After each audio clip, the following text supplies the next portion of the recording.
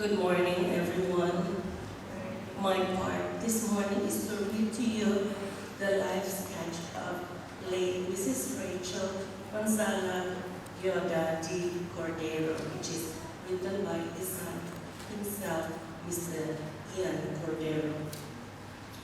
Mrs. Rachel Manzala Cordero, born 15 of May 1943 and deceased the 23rd of April 2025. Also known as Nanay Ching, Tia, Rektel, or Auntie Ching, as a benevolent human being, a loving mother, a devoted wife, a friendly neighbor, and a devout Seventh-day Adventist. Born in Romblon, Philippines, to the late Professor Morada Manzala and Ana Montesa Moyon. She was the second child of 6 siblings. Her 4 other brothers, named Gideon, Abner, Jose, and Samuel, passed away one after the other due to undisclosed sickness, sometimes after the war, 1940s to 1945, leaving behind Bonifacio Manzala, the lone surviving 91 years old brother in the USA. She spent her childhood years in Romblon, Philippines, and grew up in a nurturing home where she learned early on valuable lessons about love, service, and devotion to her family. After the World War II, the deadliest war in history, with an estimated 50 to 70 million deaths, Rachel and her siblings became orphans. Consequently, she lived with her aunt, Lutgarda Morada Manza, her father's first cousin, who was a medical doctor in Romblon province. She didn't have to worry about basic need and education from 2nd grade to high school while she stayed as her aunt's assistant in the household.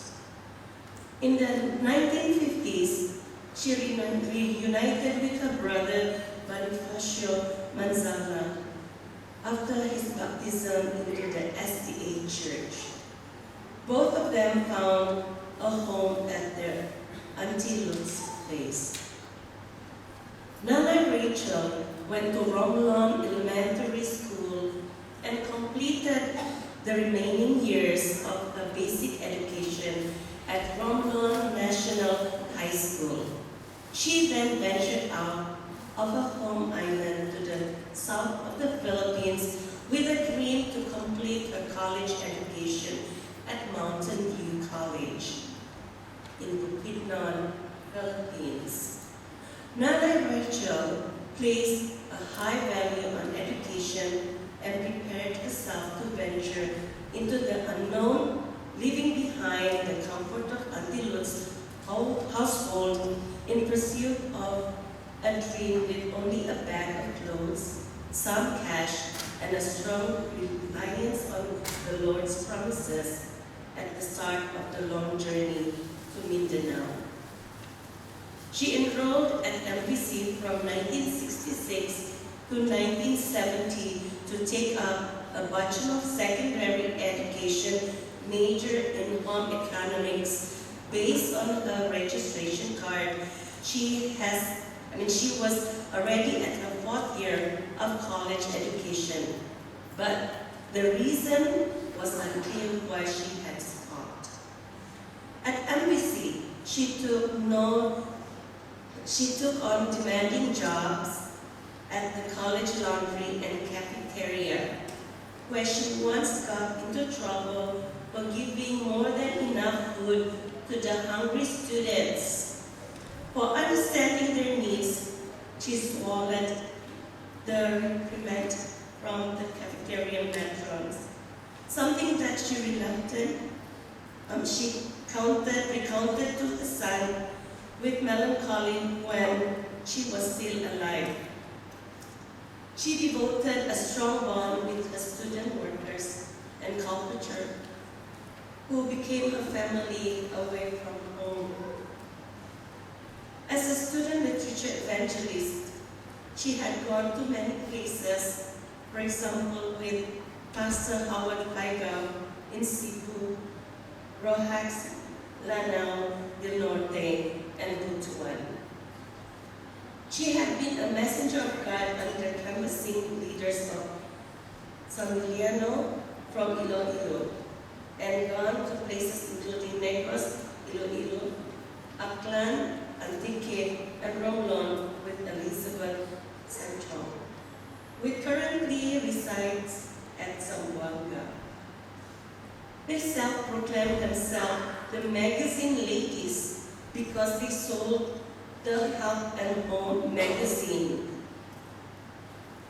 A turning point in her life as a student culture had taken place in Calibo, Aklan, where she met the late Mr. Alejandro Morales Cordero, who worked as a sales agent at a fire extinguisher in Rojax City back in the 1970s and later became her suitor.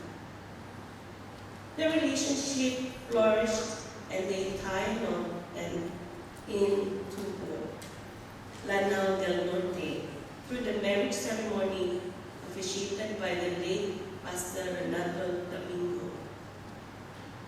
Shortly after that, she followed her husband and settled down in Negros Occidental. As a wife and mother, she contentedly embraced homemaking like a welcome career shift, devoting much of the time to the new profound calling. The Lord blessed the couple with one child, but they lost 3 others due to miscarriages. Nanay Rachel, loving serving the Lord, supporting the ministry of the church, and helping others when she was able. She had been a local church treasurer, Sabbath school teacher, and an active member of the women ministry back in the Philippines. She also supported the literature ministry through purchasing books from the students' culture, whom she welcomed at her family home in Negros Occidental, Philippines. Late after the son had already started working in Thailand in 2004, she opened her home for 4 high school students who needed a place to stay and provided other forms of support for them to continue their secondary education in a nearby local high school. One of them was Joan Tabucon, who would share a video tribute later. In February 2011, she flew to Thailand to be with her son's family after the birth of Ace, her first grandchild. The years that followed were filled with joy and thanksgiving as the family enjoyed living together and later welcomed the arrival of another bundle of joy when Alice was born. Unfortunately, due to the history of diabetes and other age-related health issues, her health started to decline, with the first confinement in January 2022, followed by the stone removal in February 2022, which was aggravated by the hip structure in May 2022, when a stroke-related left side paralyzed less than a year in January 2023, and final pneumonia in February 2025 which lasted for 57 days. In the last week of her confinement, she showed symptoms of congestive heart failure with low oxygen saturation. And on April 23, 2025, at 11:59 p.m., she peacefully rested in the Lord, knowing that her only begotten Son was nearby and stood by her side until her final breath. Rachel was a loving mother, loving wife, caring mother, and wonderful human being who would be profoundly missed by her legacy of service and benevolence, would live on the heart of those who live her, those lives who had been touched. The fondest memory with her would be forever cherished. Among her favorite texts are Matthew 6, verse 33, Ecclesiastes 12, verse 1, and Psalm 91, verse 1 to 2.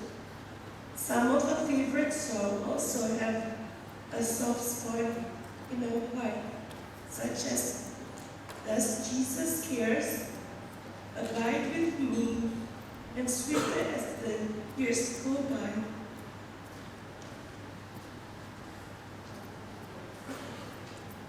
The memorial service was held at Bangkok International Church on April 26, 2025 at 2:30 p.m.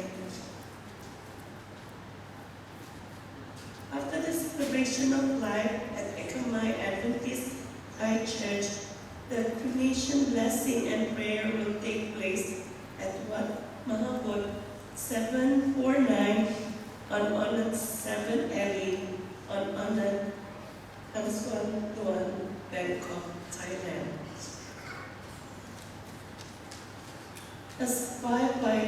She's survived by Ian Cordero, her son, Angie Coligado Cordero, her daughter-in-law, and her two granddaughters, Ace Ian and Alice Leanne Cordero. In loving memory of Nanay, Rachel, her family wanted to honor and express their love to her with garden theme, as you can see, garden theme setting, because she enjoyed gardening when she was still physically able, and with white flowers with the lush green leaves would be attributed by a simplicity and purity.